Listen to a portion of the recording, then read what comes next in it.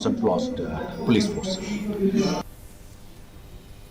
Social Welfare Minister Paul Lyngdoh, who recently took a review of the appointment of the Meghalaya State Commission for Women Chairperson, said that the search committee has come up with 4 names.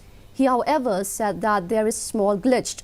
According to him, the remaining term of the current chairperson is 1 year, but since the government has gone for a public advertisement, it wants the term of the next chairperson to be at the helm of affairs for the next 3 years.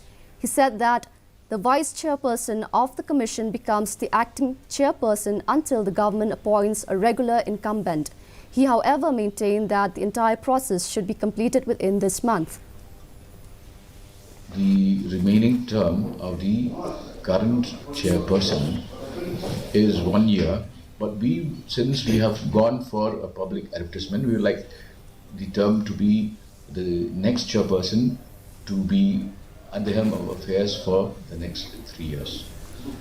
However, under the acts that empower us, the vice chairperson of the commission becomes the acting chairperson until we appoint a regular incumbent.